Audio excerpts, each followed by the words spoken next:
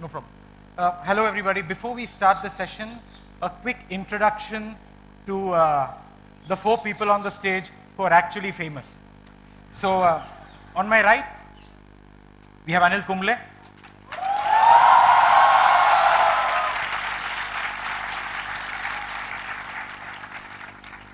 Former Indian cricket team captain, the 3rd highest wicket taker in Test cricket.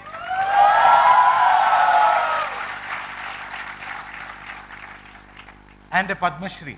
So. One of the few Indian cricketers who are actually liked by all Indians. Except, I have a complaint. 15 years ago, there was a computer game, a PC video game called Anil Kumble Cricket something. After this, I need a refund. Because it was not a good game. To his right is Baichung Bhutia.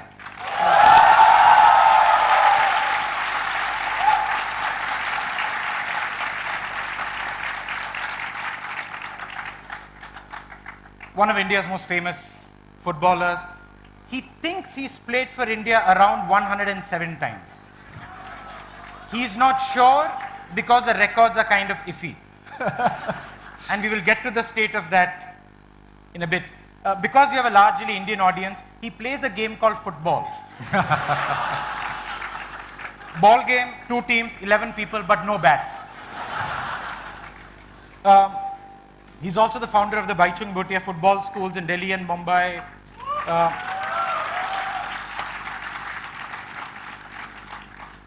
And he has a football stadium named after him. Also, eternally youthful. No such problems with Suresh Menon,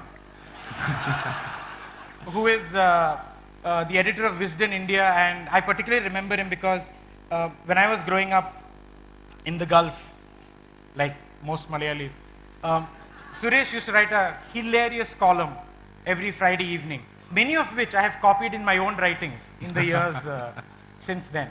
And to the left of, no, to your right, my left, yes, is Ronojoy Datta. No, Ronojoy Sen. Ronojoy Sen, last night when I was flying in, I was reading his new book, Nation at Play, A History of Sports in India. Unbelievably good book. I did not sleep at all. I'm not saying that because it's written on my notebook to push the book. It is a genuinely good book. I just didn't know anything about Indian sport, and it's just phenomenal. However, we start with another book. Today, Suresh and Anil will launch the 2016 edition of Wisden India Almanac. Correct? So, can I please ask you to rip the packet open? Ripping something open here. No, I think you can get up. It's not...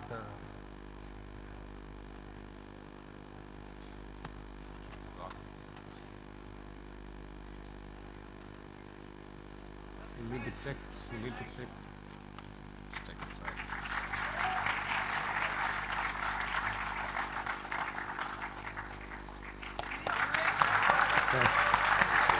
Well done, Anil.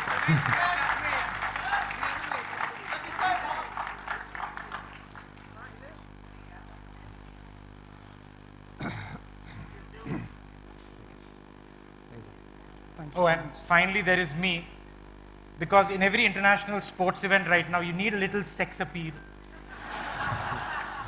little glamour. So, anyway, so I'll start with Suresh, a little bit on the Wisden Almanac. What does it do new that we haven't read in 1,000,001 books on Indian cricket before? Oh, this is a book on Indian cricket, but it's not a book.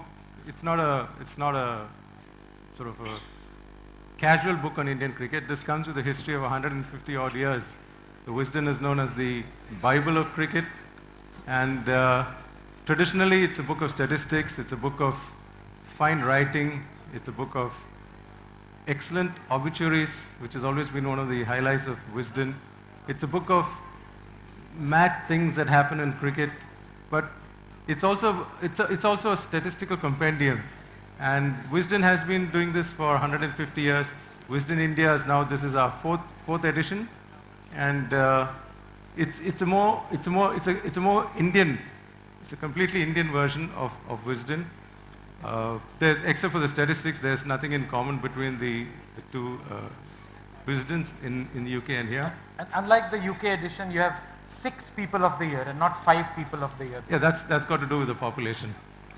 we have 6 cricketers of the year, and this year we also have something I've called Beyond the Boundary, which is a person of the year, who's not necessarily a cricketer, but who has done something that has impacted the game in the period, in the 1-year period. And in this issue, we have an essay about Justice Mukul Mudgal, who started the whole sort of cleaning up process in Indian cricket. So that's something new in this. And we also have the Cricketers of the Year. And we have some very fine writers. Traditionally, we've always had fine writers in Wisden. We've had Pico Iyer, we've had Tariq Ali, we had Kamla Shamsi. I'd like to get novelists and other artists who are passionate about the game to write about it, because I don't think cricket only belongs to cricket writers. I think that's a very narrow way of looking at it.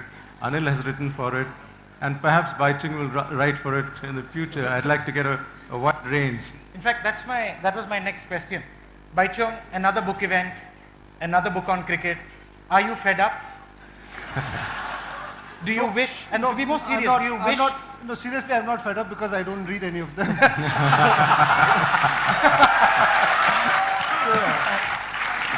so no. But do you, a more serious, a more basic question, in your career, lots of people say cricket dominates the Indian sports scene. Ronojoy writes about it in his book. What's been your experience? No, I think, yes, cricket does dominate Indian sports for sure. But I think the other reason also because why cricket has been dominating is, I think other sports have not really gone to what cricket is really reached. And especially when you're talking of cricket, I think we're talking of team sport. So I think if any one such sport, team sport can do well, I'm sure people in India, it's not, I won't say fed up, but they're looking for other options, other opportunities to really connect with the national team. So I think other sports have not been able to deliver in terms of team sport as what cricket has been able to deliver. So despite all the controversies, despite all bad publicity anyway, cricket is still going to dominate because I think other sport have not been able to, get results in international sporting events. So that's the biggest sad, I think, back we've been. Yeah. Yeah. Anil, why do you guys just dominate everything? No, I think to take the point from Baichung, it's very clear that obviously the popularity of cricket in India is such that everyone here in this audience would have at some point in time played cricket in their life, and that's the connect that the sport has. And of course, my good friend Piyush is sitting here, and being an ad man, no other sport gives you the opportunity to put in a commercial after every 2 minutes. And that's the beauty about cricket. After every 2 minutes, and if it's a Ravindra Jadeja, after every minute. So that's the beauty about cricket. And it's such, we are fortunate. We are fortunate that all the adulation and recognition has come because of the sport. And that's because the popularity of the sport. And not just in India, even if you go across anywhere where you play cricket, it's the Indians mostly. We saw it recently in the 2015 World Cup in Australia that all the stands were mostly of Indian origin and filled up. 80% of the seats were taken up by Indians, and that's the popularity of the sport itself, and Indians love it, and we're not complaining. But I was always under the impression that the 1984 World Cup is really what killed other sports. Winning the 84 World Cup was what killed other sports in 83. Football fan. So I was always under the impression. No wonder you didn't get the game right. But Ronojoy, in your book you say that cricket really had started dominating in the 70s itself. It had really started overshadowing the other sports. Yeah, one of the arguments I make is that the radio commentary, right from 1940 or so onwards, really helped in pushing cricket to the level where it was, where it is now. one of the facts was that when you had test matches being played in the winter, 48, 49, 50, you had 5 days of test match commentary.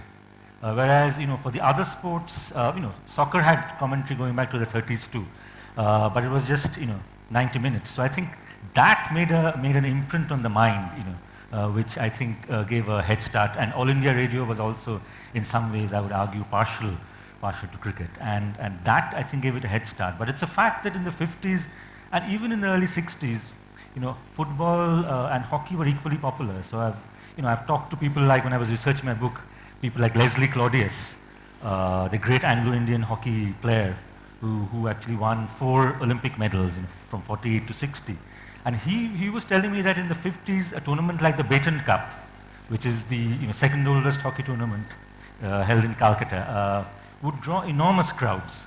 So hockey was popular, and football, India was the top Asian team in the 50s. In the 62 Jakarta Olympics, India wins the gold, beating teams like Japan and South Korea, who are really not only Asian powers but global powers. So I think cricket had a head start, and 1971, I'd argue, is really a benchmark year in which India beats the 2 finest teams, West Indies and then England in England. Yeah. And that, I think, I would argue, really establishes cricket, popularizes cricket in a way it wasn't then.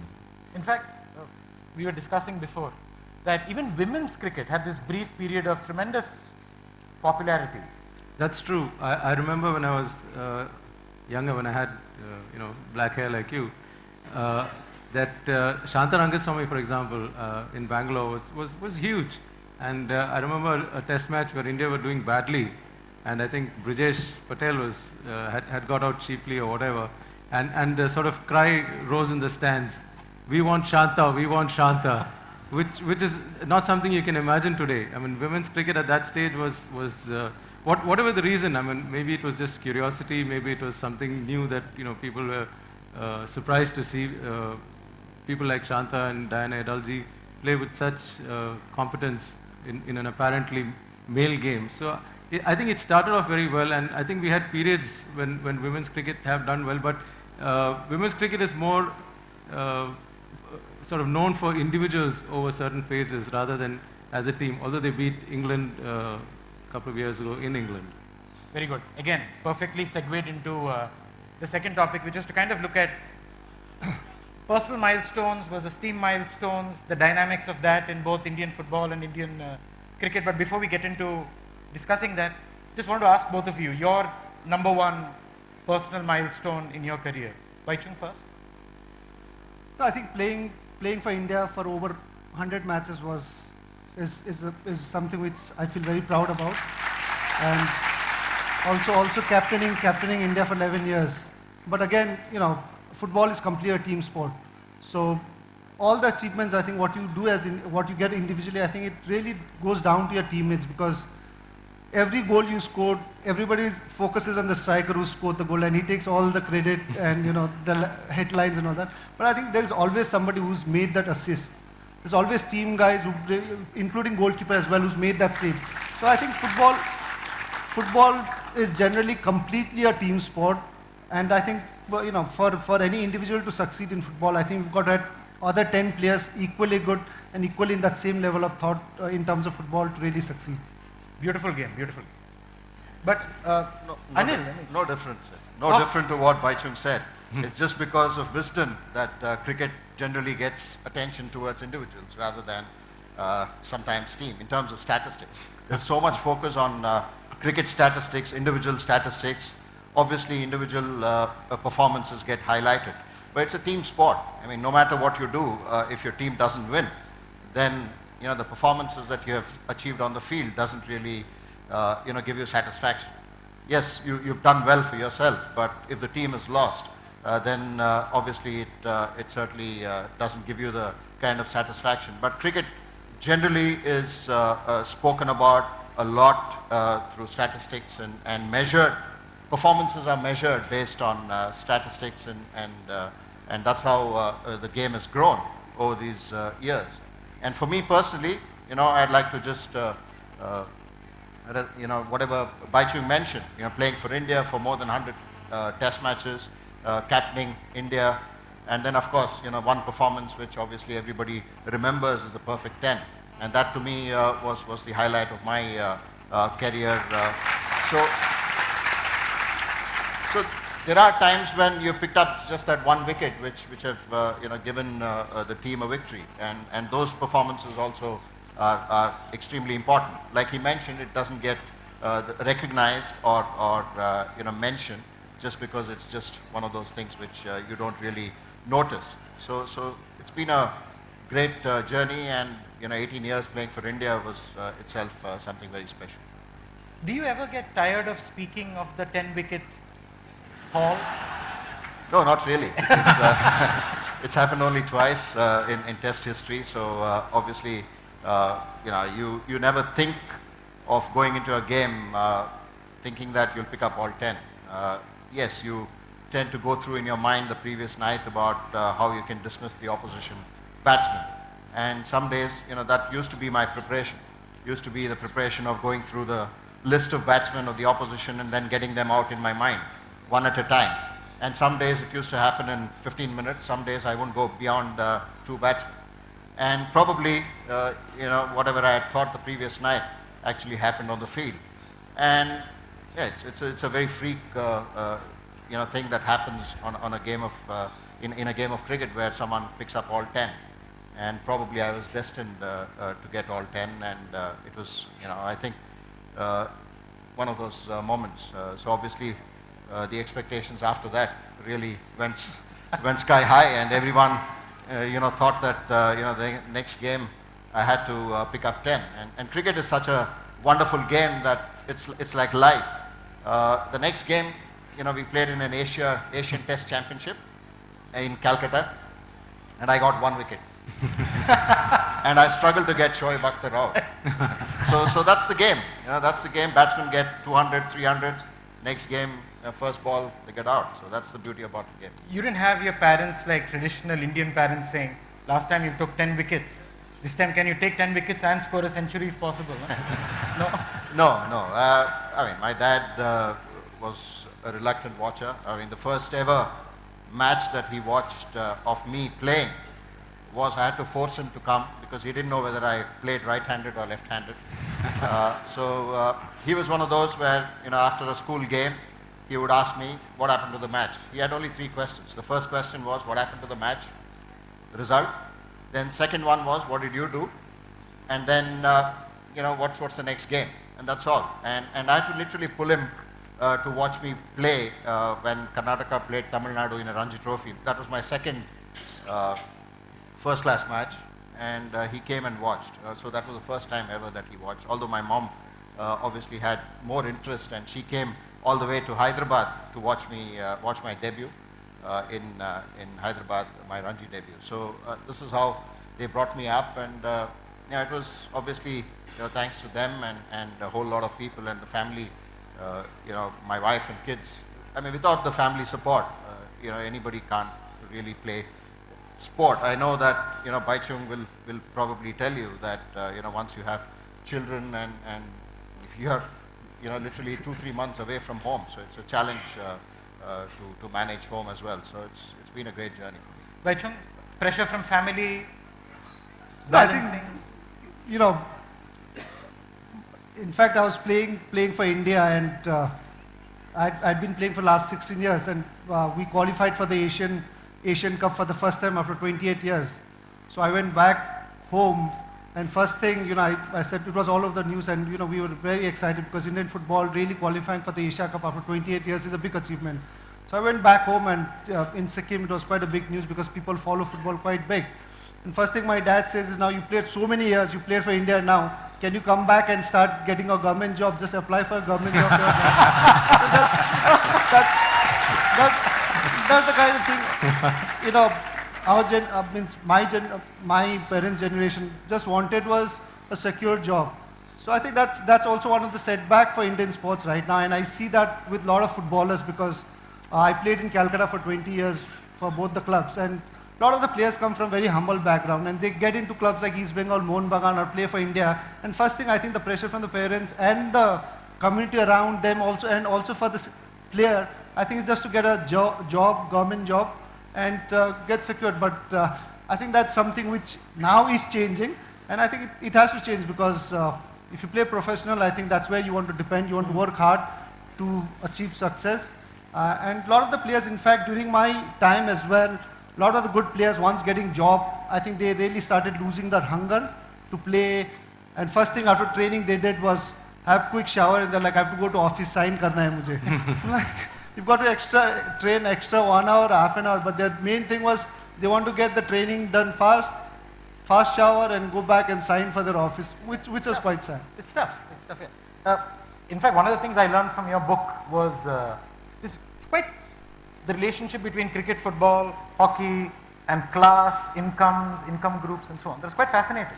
Yeah, I think what Baichung was mentioning about sports leading to a government job, and the Indian state often gets the stick for not doing enough for sport, and we usually look at the amount of money that the Sports Authority of India has put in, etc.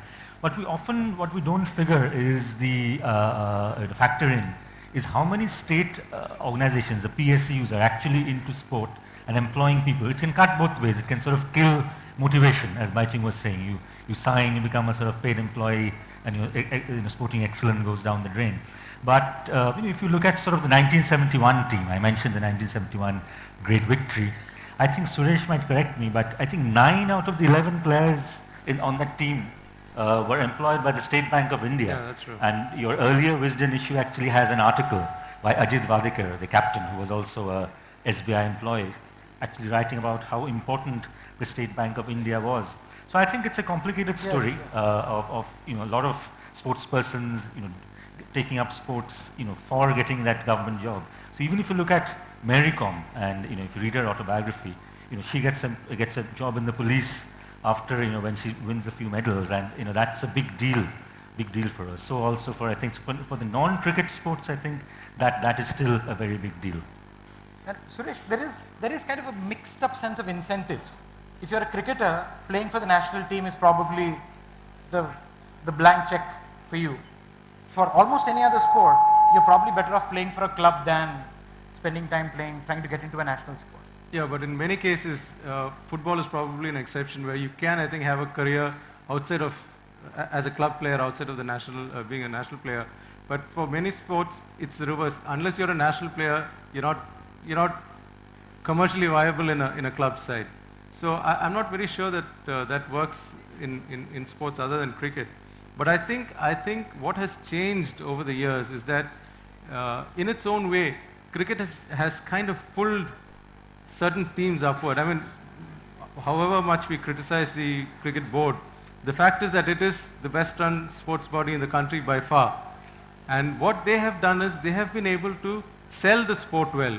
They have been able to make money out of, monetize the sport. I remember Jagmohan Dalmia, the late Jagmohan Dalmia, when he was the Cricket Association of Bengal, he told me, he said, there is money in cricket, but we are not getting any of it.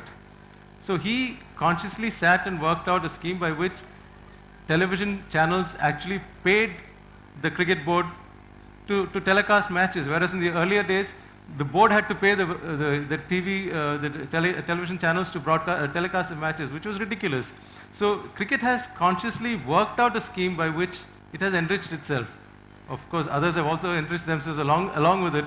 But the game has, and whatever again you criticize the IPL about, the fact is the IPL has shown how cricket can be run as a corporate entity. The IPL is a corporate entity. Football at the league level, at the local league levels across the country, in Bangalore, in Goa, in Calcutta, wherever, the fact is that it draws huge crowds.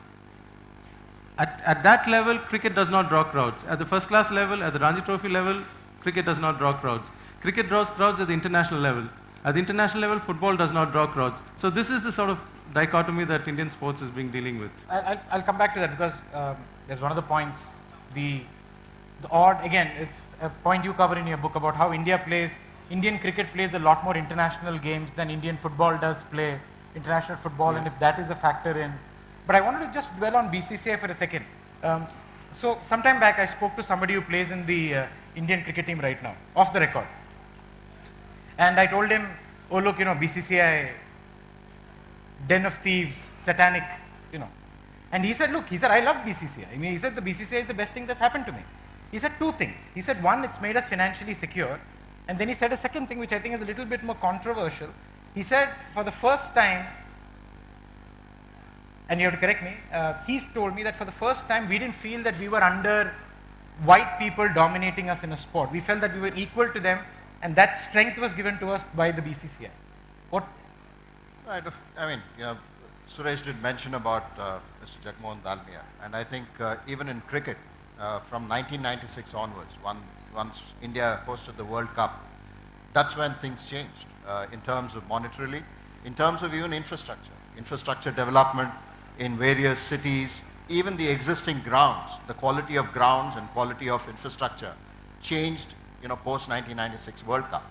And for players, even as a young player playing in the Ranji Trophy, or even for India, the money was, yes, when you compare it with other sport, it was slightly better.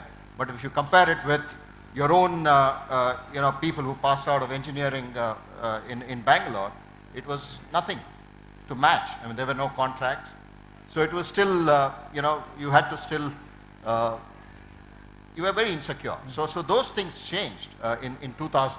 And that's, thanks to BCCI. And Suresh did mention about broadcasters paying money for the rights, and advertisers, sponsors coming through. And of course, yes, it's only a 10-team sport if you take the top 10 test playing countries. So in that sense, India, the performances of the Indian team obviously mattered to sponsors coming in, and the money. It's not just the players, the top 15 or 20 or 30 players making money from the sport, but it's also filtered down thanks to IPL. It's the horizon is much bigger now, and IPL to me is like organizing an Olympic event every year, and that's the kind of detailing, that's the kind of effort I think goes into organizing an IPL. And imagine the kind of other paraphernalia that gets attached. I mean, whether it's the tourism industry, whether it's the travel industry, whether it's the hotel industry, all of it, suddenly kicks in April and May, and that's thanks to IPL. And the players also, have noticed now. I mean, Manish Pandey did all of that in Ranji Trophy. He did score a lot of runs in domestic cricket, but he's noticed today he's playing for India, not just getting runs in domestic cricket, but also doing well in the IPL. And that's the kind of impact that it has had. So obviously BCCI should get all the credit in terms of what they've been able to do for cricketers, and also past cricketers. That's something which no other sport in India has actually looked after. Every cricketer who's played for India is on a pension, and I mean, you can always question how much money, but then it's already started and it's been there for a long time. There are medical things that are taken care. So in that sense, it's done a lot, and I think, and I don't want to check with you who the cricketer is, but then I mean, in terms of what Indian cricket has done today, it certainly has dominated world cricket. But is there such a thing as too much money in cricket? No, I don't think so. I think in sport you need money, you need sponsors to come in. There's nothing as too much money. I don't think there's anything as that. But I think what is important is that money should filter to the grassroots as well. Everyone who's playing in the grassroots should get an opportunity to, an equal opportunity to represent and have meritocracy there, and then try and give opportunities. And that has happened. If you look at the number of venues now that cricket is played, international venues in India, it's more than 20, I think, 23 international venues. 10 years ago, it was only 6 or 7. So that's changed because of the money that has come in, and people have now taken it to the smaller towns. And it's only brought, and if you look at the Indian team itself, the captain is from Ranchi. I mean, 10 years ago, if someone said that the next Indian captain will be from Ranchi, nobody would have believed it. So that's the change that the Indian team has made, and cricket has made. And that's the kind of thing that you would want from other sports as well. I was just coming to Baichung. Money Baichung. what's the situation? I mean, you were telling me earlier that some of India's biggest football clubs don't have their own training grounds. No, I think money is very important. It's not everything, but it's one of the most important thing for any sport to grow. And yes, I think Indian football does lack that in big way. I hope BCCI can pass some percentage of money to football as well. I think also with football, I think we've not been able to change with time. And I've now just joined Federation and I work as an advisor and also a chairman of technical committee. And for the first time, I went to an AGM meeting of Football Federation, and you had all the state associations come for the meeting. And I was surprised to see that the state associations don't realize that they're part of the federation. And each and every association stood up, and we had Praful Patel, president, sitting in the stage up there, and everyone was asking, Prafulji, we want stadium made in our state. We want academy made in our state. And they just wanted, they didn't want to do anything, they just wanted everything done by Praful Patel, which he himself is, is a president of a particular state, and he comes, from that he's become president. So I think it's important that state associations also will have to contribute in terms of development, and they'll have to change with time. Even federation as well, we've not really changed with time because football has changed so much over the years, and we've not been able to do that. And Anil just spoke about, going down the grassroots level. All the sports, including cricket as well, we don't do much in the grassroots level.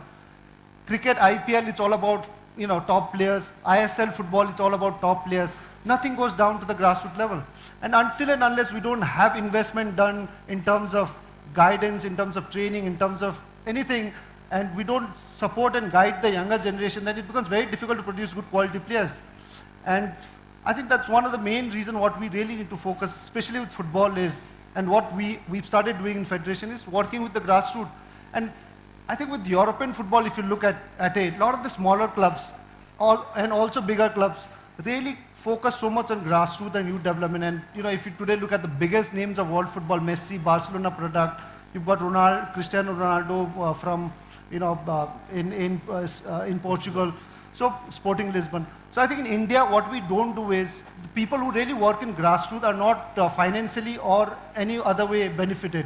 So we need to make sure that those guys who work in grassroots should be, when there's a transfer or when the player signs into a big club, these clubs or academies who are working mostly with youth development and grassroots, I think they need to be financially benefited. And then that's how I think people would focus more on the grassroots. And I think right now with Federation, me joining Federation, I think we're trying to focus on that. It's good. I mean, it's good that... And also, not again, when we compare with cricket, I went to watch IPL finals 2-3 years ago, and at least one good thing about football fans, at least domestic-wise, we've got very passionate fans. I went to watch IPL finals, and for me, for a footballer, it was quite a boring thing because once in a while there was 6 or 4 in IPL, and suddenly few times there was no action happening, and suddenly there was a big cheer in the stadium, and I thought, what happened? Who hit 6? And actually, it was on the screen board had shown Shah Rukh Khan. So the biggest cheer came when Shah Rukh Khan or Preeti Zinta or somebody was shown. And when the match was over, there was no sadness in any of the fans who were supporting the team which lost. No sadness. Everybody ate the sandwich, went home. If that happens with football in Calcutta, East Bengal or Mohun Bagan loses, they stop the traffic, they break buses and all that, which is also not right. In fact, ISL final, Goa lost this year. The owners refused to send the players to receive their trophies, which is again not right. And also one of the winning team guy was put in FIR and put behind bars as well. So that passion is there, There's so much passion with football. So that way at least fans, they really, in football, the fans really connect. When you see a match in Kerala Blasters losing, the entire stadium is sad. When you see a match, Atletico Kolkata losing it, you feel the fans are also sad. They feel and they connect with the team. I think that's not happened, I feel, with IPL. They just come, enjoy, have an entertainment, eat the sandwich, go back home. That's what it's happening. So that way, I think football is slightly better. No, that's what Suresh mentioned about club cultures. Club cultures, probably it's still not ingrained into cricket. But internationally, I mean, Indian fans, the emotions depend on the result of the match. So that's how it's been. But just to add to Baichung, I think what cricket has done really well. No, I'm not. I don't But stand the a national chance. team fans, I think when the national Yeah. team lose, I think then Yeah. we really we show our emotions out. so just But I'm just talking about No, no, IPL. no. so no club culture. I want to, not digress, but just to add to, what Baichung mentioned about why cricket is popular and why Indian sport, is not that popular as cricket. I think cricket has created icons. And that's something which we need to do as well in other sport. Baichung is a great icon of football. But I think if you look at any football fan today, he still relates to a Ronaldo, he still relates to a Pele.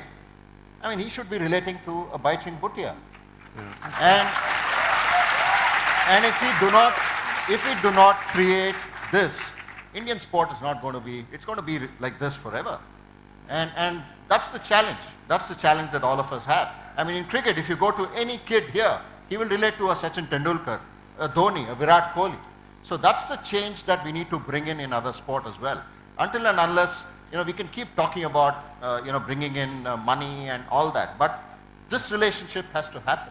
Yes, in Sikkim, and I'm sure only if you ask, saying, okay, which Indian cricketer do you footballer do you relate to? Then Baichung. But then, I think that change has to happen. If you ask any kid today, he'll relate to an English Premier League, match. But that's the change. I think it will happen slowly. That's a point again in your book. You say that it's wrong to say, again, it was unintuitive to me. You say it's wrong to say that India doesn't have a sporting culture. India actually has an extremely vibrant sporting culture. But the problem is the vast majority of sports just haven't achieved scale. Is that the right thing to say? Yeah, what I argue is, India does have a sporting culture, but unfortunately, I don't think India has had a sporting, culture of winning in a lot of sports. And if you go back in history, you have across sports, in hockey, football, we know, India was a great hockey team in the 30s, 40s, till the 60s. Football, they were fairly successful. We had, very good wrestlers. We now, people like, Gama Pehlwan, Gobor Guho, they were, competing with the best. That was sort of the era of freestyle wrestling. But even then, they were sort of world champions at the time. And then we sort of lose out that tradition. And now I think, some of that is, we are sort of getting it back. We're getting good wrestlers, boxers. So I think we've had this culture of sport. We had, Ashwini Kumar, who was, some of you might remember him. He was our representative on the Olympic Committee for a long, long time.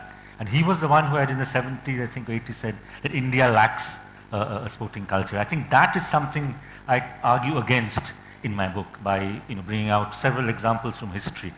So we were talking about Mohun Bagan, East Bengal, and the 1911 Mohun Bagan victory over the East Yorkshire Regiment is still, I think, one of the most signal events in India's sporting history, where it's the first time that an Indian team beats a British team in the finals of what was then the IFA Shield, and watched by something like 100,000 spectators.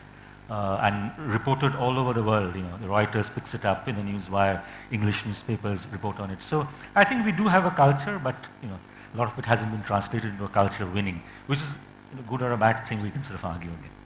How many of people in the audience had heard of the 1911 event he spoke about?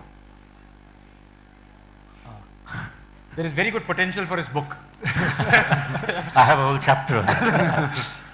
Suresh, before I ask Anil and Baichung on future and what should be done, what could be done, any lessons other sports should take from cricket that is not expensive? Yeah, I think it should really, other sports should really, what's the word I'm looking for? Corporatize doesn't sound like a very nice word, but run it like a business. You have a CEO, you have somebody who's accountable. What happens in other sports is what happened to cricket over a number of years, and to a large extent continues to happen even today. But there is an awareness that you need to sell your sport, and you need to take advantage of the huge numbers. I mean, look at the crowds that turn up for the football matches. It means that there's enormous interest across the board. What are you doing about it? I want an East Bengal or a Mohun Bagan jersey with Baichung's face on it. Can I get one? But you walk out anywhere, you probably get a T-shirt with my face on it because I cover cricket. So cricket has handled itself so well, and those are the lessons that they have to learn. So Baichung, first to you. Now you're getting into the whole administration. Best of luck to you for that. Thank you. But what would you like to change? If you could change, say, the top 3 things on your list of improvements to make to Indian football, what would you do? So yes, as Suresh just said, you've got to sell. And you can only sell if you've got success on it. And to get success, I think you need to produce players. For any team to really succeed, everybody looks at the result, and when Indian team loses, what's happening, ye kya hua, result. But nobody really looks at the process, what we're going through. And there's no process at all for developing good footballers. So I think right now, my priority, obviously with BBFS, Baichung Bhutia Football School, now with Federation as well, I think the priority should lie on working with the youth development. And there are people who want to work, there are clubs, there are academies, but we need to also give them their dues for producing good players. Right now we don't have that much. So until and unless we don't really work at grassroots level youth development programs, we can still have ISL, which is going to popularize the game so much. But the player after kids watching ISL would want to play, and they don't have any place to go and train or good coaches to train under, then it becomes no point. So until and unless we don't produce good quality players, then the results are not going to come, and the results not going to come, then it becomes very difficult for football to sell or people to connect with the sport. So I think we've really got to focus on youth development, and that goes, when we say of youth development, it goes to each and every state. State associations, district football associations will have to start working, even the clubs as well in I-League and ISL. The clubs have a major role to play for the youth development. But also I think it's important that the state associations will have to start working. Right now we don't, even if you look at Rajasthan today here, I'm sure there are a lot of people from Rajasthan here. Do they have a football league? Do they really have a grassroots football development program? I don't think any. So this might seem very difficult. This might seem like a stupid question, but is there good talent at the grassroots level in terms of football? There are huge number of talent in India. I think we've lost out thousands of Messis in India because we can't spot them. And if we really spot them as well, we don't have that kind of quality trainer coaches to really coach, because we also need to coach our coaches. Yeah. That's very, very important. So I think we've been losing out a lot of talented footballers because we don't have the right system to spot them. And once you spot them, you don't have the right platform or support system to guide them. So that's been a biggest setback. And Anil, cricket all healthy, needs any course correction, or are you happy with how things are? No, I don't mean right now, because right now things are not. No, I think every sport has its own challenges, and it's similar even in India. I mean, when I run a business in schools where we develop grassroots sports, and it's not just cricket. We do football, we do table tennis, badminton, chess, and even Indian sports like Kho and Lagori. I don't know what it's called here. So we do that, and it's important that we start at the school. What we don't have, I'm talking about, is a structured program at the school level where kids, start playing the sport in the correct way. And that's why I think I agree with Baichung that it's not just finding talent. First, we need to start training our coaches, and that's something which the BCCI has done. In cricket, you have coaches being trained, and then they going into grassroots programs. So there's still a lot that even cricket talent, it's still there are many who are not spotted because it's not reached them. Earlier, even in Karnataka, the 3 years that I was a part of the Karnataka State Cricket Association, everything was focused towards Bangalore, towards coming into the city. So what we tried to do was there were large parcels of land which was already with KSCA, but was not really activated at all. So we started activating all of that, and it was important that we created facilities which are international class, so that you have access to kids to go there. Earlier, parents used to send children, talented children who had the wherewithals to say, okay, let me send them to a city to develop their sporting talent. But now it's not the case. You have to take the sport to where they are. Only then they will develop better. And that's the kind of infrastructure facilities that now slowly the state associations are coming to do. And that's why you see a lot more players coming from the smaller towns, and then not necessarily the Mumbai and the Bangalore, and now, yes, Delhi has produced a lot of players. So it's players coming from there. So that's something which obviously is happening. Yes, for the future, you still have to, Suresh just made a mention of saying we don't get so much crowd for a test match. So that's something which obviously is a challenge in cricket. And I think it's important that all formats of the game, to me, as a player, I certainly value test cricket the most. And even today, most players, value their test performances to get, you are recognized by, after you retire, people only talk about your test credentials. And as a team, what you won. And that's what everyone wants to do as well. So there are challenges, and other sports are developing as well. So that's a competition to cricket, and which was not the case. I think these leagues coming through as well will only give more opportunities and better interaction amongst foreign players and Indian players. I think that's what has done to cricket as well. So it has its own challenges, and I'm sure, as a cricketer, and more importantly as a sport lover, I would like Indian sport to go to the next level and hopefully see a football team in the World Cup. Very good. Thank you.